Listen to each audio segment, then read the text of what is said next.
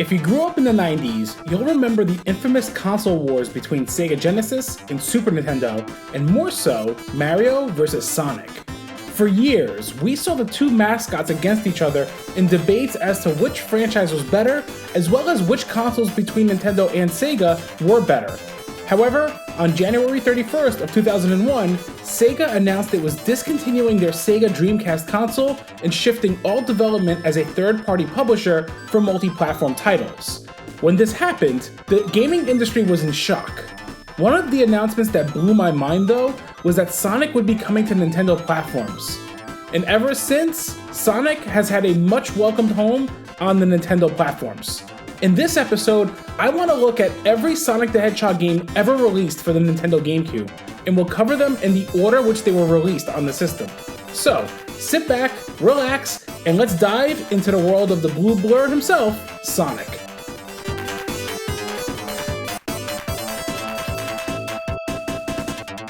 First up is Sonic Adventure 2 Battle, released on February 11th, 2002.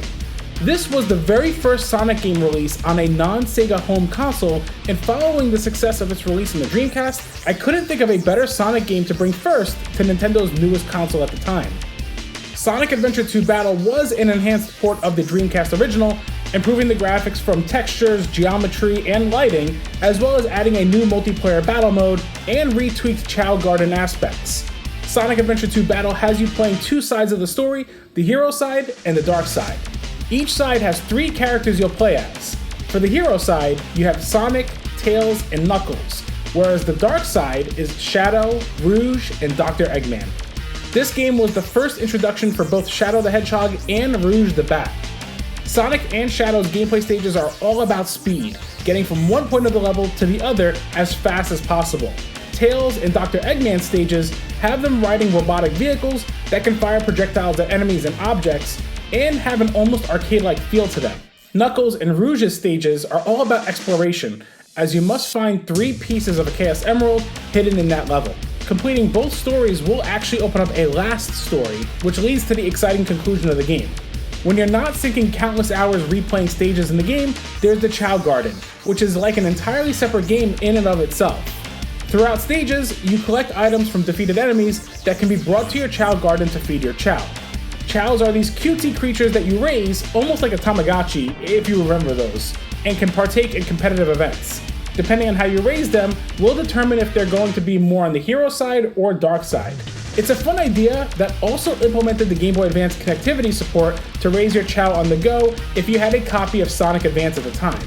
You could also do it without a copy of Sonic Advance, but once you shut off the GBA, you lose all your information. Also, one more note about Sonic Adventure 2 that has always made this game stand out was its soundtrack. Hands down, one of the best Sonic soundtracks of all time, and anyone who remembers this game will always immediately think of Escape from the City. I recently tweeted about this game's 20th anniversary on the GameCube, and it reached far more people than I ever expected. Sonic Adventure 2 Battle was simply a game of its time. Attention all units. Suspect seen heading south. Block all major roads and capture the suspect.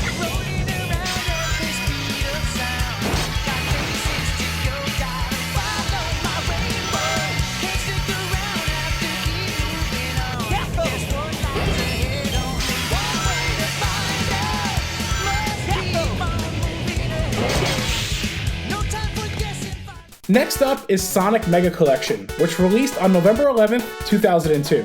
To really get Nintendo fans up to speed with Sonic's history, Sega and Sonic Team put together a collection consisting of every 16-bit Sonic the Hedgehog game.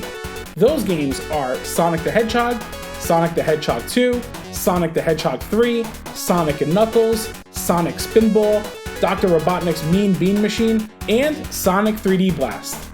Additionally, this collection has unlockable games like Knuckles and Sonic 2, Sonic 3 and Knuckles, Flicky, and Ristar.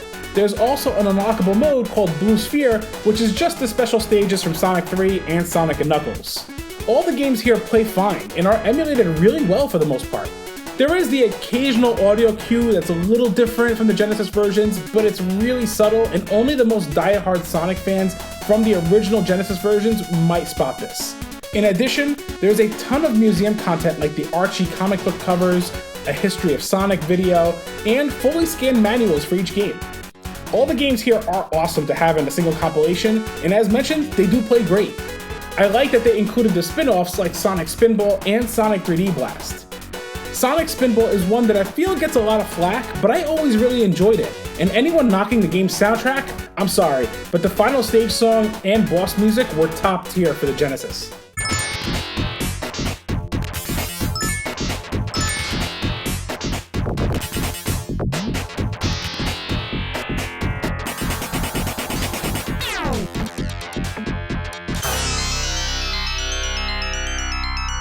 Sonic 3D Blast is another unique take that I actually really enjoyed back in the day. Additionally, I just want it to be known that if you've never played Ristar, you owe it to yourself to play this game. This was Yuji Naka's other creation, and it's such an underappreciated Genesis game that I'm glad made its way as an unlockable game here. Overall, the Sonic Mega Collection is one that I recommend to any fans of Sonic games.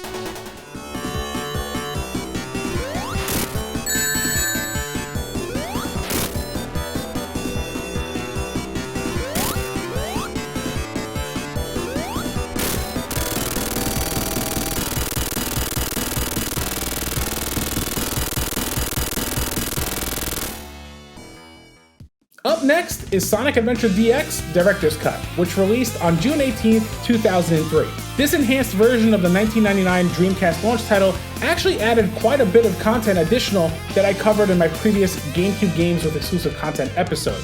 Being the true start to the 3D Sonic games, this installment made a radical change in which Sonic's world was intertwined with an actual human world. Mechanically, we also saw the introduction to Sonic's new homing attack. The game itself is a story that spans across 6 characters: Sonic, Tails, Knuckles, Amy, Big the Cat, and E102. What's neat is that every character has very unique mission structures for their campaigns, which really keeps the entire playthrough fresh. Sonic is all about speed, as expected. Tails' missions are about racing to the end of the level before your opponent gets there first. Knuckles is all about finding the hidden pieces of the Chaos Emerald. Amy must run away from a robot that's hunting her down as she tries to keep catching up with Sonic. E102 basically has run and gun stages that feel very arcadey and are a ton of fun. And Big the Cat? Oh, Big the Cat. His objective is to catch the froggy in the water by fishing for him. Thankfully, Big the Cat only has 4 levels in this campaign. That being said, Sonic Adventure DX is still a big improvement from its Dreamcast predecessor. Visuals have been cleaned up a bit, with better lighting and more texture detail. The frame rate has also been increased a bit to be closer to the 60 frames per second mark, but there are still some dips here and there. The Child Garden is still here and has the same functionality with the Game Boy Advance as Sonic Adventure 2 Battle did. They included a new character to play as when replaying levels, which is Metal Sonic, and I found this to be a really neat bonus.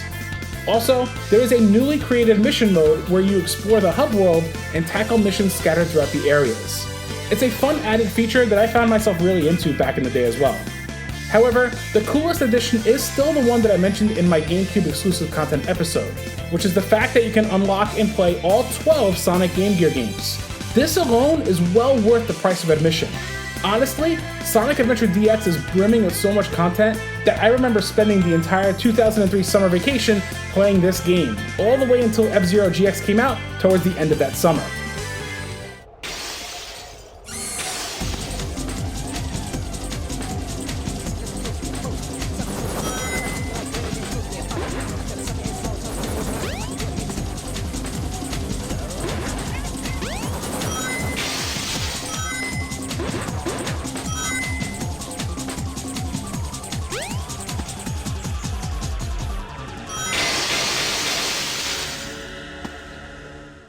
Next up is Sonic Heroes, released on January 5th, 2004.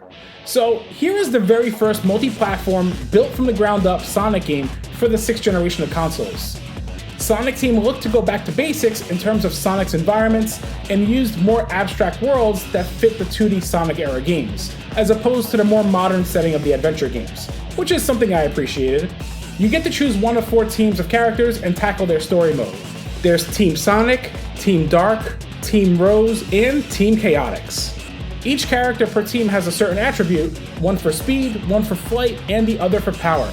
You'll switch between the 3 characters on a team on the fly, as there will be various obstacles that take advantage of each character's build. It's a neat idea on paper, but I will say that this slows down the game's pace quite a bit as you fumble switching between the characters often. Now, I've talked about Sonic Heroes before in my top 10 disappointing games episode, and while I was somewhat enjoying my time capturing the footage again for this episode, my gripes with the game still stand. The characters look somewhat squashed and stretched out, the levels are far too long for their own good, the level design is pretty sloppy on numerous occasions, and the soundtrack, while good, is nowhere near as strong as the Adventure series of games. But all that being said, Sonic Heroes isn't a bad game, it's just much less immersive than Adventure 1 and 2 were.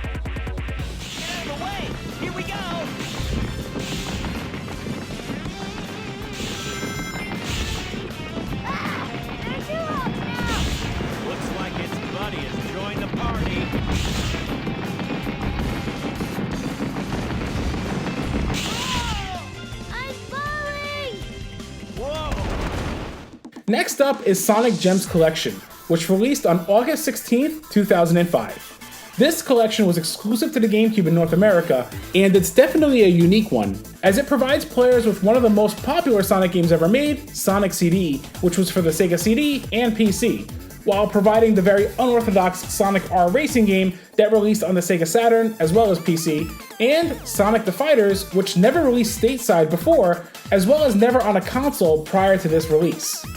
Additionally, you could unlock Vector Man and Vector Man 2 in this compilation.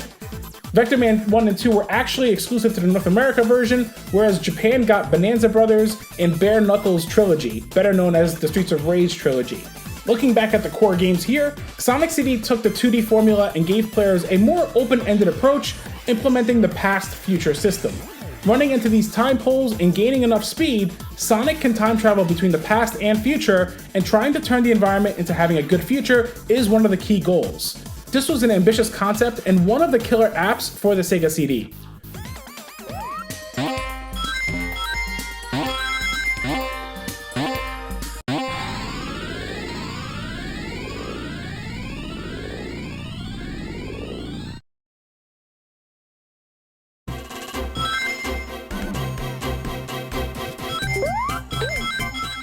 Sonic R was a 3D racing game that was actually developed by Traveler's Tales, the same team behind Sonic 3D Blast, and more notably nowadays for the LEGO games.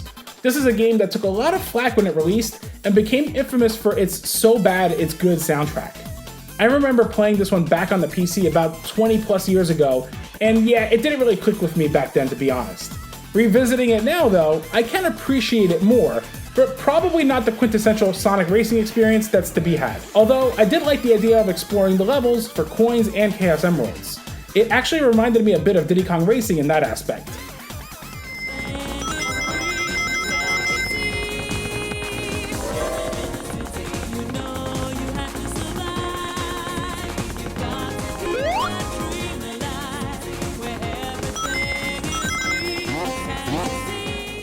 Sonic the Fighters was Sega AM2's take on basically making a virtual fighter game with Sonic characters. This is such a silly idea, and I'm all for it. The fighting system is easy to pick up and play, and there's definitely a lot of care and charm to be found here. If you've ever wanted the original Sonic and crew to duke it out mano a mano, this will definitely fit the bill, even in short bursts. Now, the Game Gear games here are the same as those found in Sonic Adventure DX, so I won't cover them too much here. The only main difference to point out is that you just can't switch the screen resolution to pixel perfect mode like in Sonic Adventure DX, nor can you do the two-player functionality on these games here as well. As for the unlockable games, Vector Man 1 and 2 are awesome games that I always loved back when they released on the Sega Genesis. If you've never played these action platformers, definitely do so. Their soundtracks are fantastic as well. Overall, I love the idea of the Sonic Gems collection, although it's such a shame that they couldn't add the very first original Sonic the Hedgehog arcade game that used a trackball for its controls. Series creator Yuji Naka stated that they wanted to incorporate it into this collection, but they just couldn't replicate the controls properly.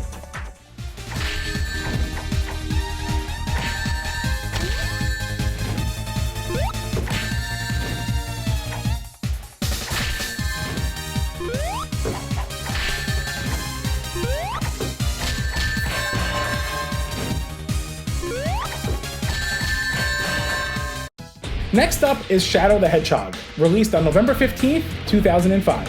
So while technically not a game where you play as Sonic, it takes place within the Sonic universe, so it does count. This significantly edgier take focusing on Shadow the Hedgehog has you skating around using pistols and submachine guns. Yep, it's a Sonic game, but gritty and with guns. Shadow has no recollection of who he is, and it is up to you, the player, to determine his fate. Shadow the Hedgehog actually tries numerous different ideas to differentiate it from a typical Sonic game. Aside from the guns and weapons, each level has you choosing which faction you want to side with. You could choose a hero path, a dark path, or a normal path, and depending on the combination of missions you complete based on the paths you take, will lead to a different ending. There are a total of 10 endings to acquire, not including the true final ending. There's no question the game has replay value in this aspect. The soundtrack in Shadow the Hedgehog is also fantastic, and one of the reasons to stick with the game. Now, I know many trashed this game, but to be honest, Shadow the Hedgehog was a game that pleasantly surprised me back when it came out, and one that I completed entirely. Revisiting it now for this episode, I was actually eager to do another full playthrough, and possibly a more in-depth review on this one in the near future.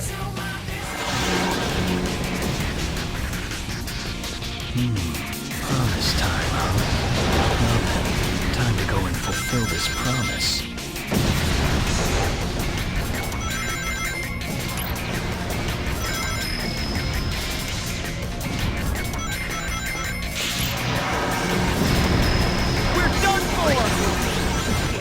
For the final Sonic release on the GameCube, here is Sonic Riders, which released on February 21st, 2006. Now, I'll be honest, this is the only Sonic game I missed out on back in the day and heard mixed things about it. After playing it a bit for this episode, I have to say, I really enjoyed it once I got the hang of it. Sonic and crew face off against a new villain while partaking in Dr. Eggman's racing tournament. Sonic and friends will all use hoverboards that go at blistering speeds through a variety of courses while doing tricks and keeping your stamina gauge up. If you run out of stamina, you'll be running the track on your feet until you reach a pit section or go off a jump to do some tricks. The controls and mechanics take some getting used to, but after a few races, it'll start to click. The track designs are really neat, and I even like the in-between segments where you must rotate the analog stick to build up your stamina while watching a flashy transition on the track. As you progress through the game, you can also use the rings you've acquired to purchase extreme gear and new boards. There are also several unlockable characters as you progress through the story mode.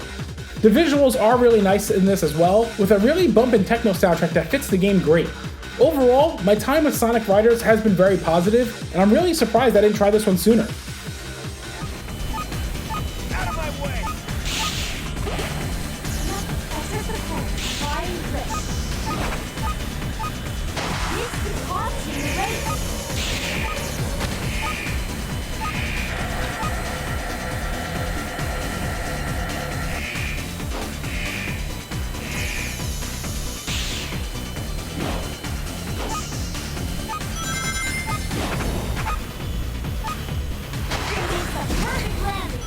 There's no question that Sonic has had quite the lineage within the gaming industry.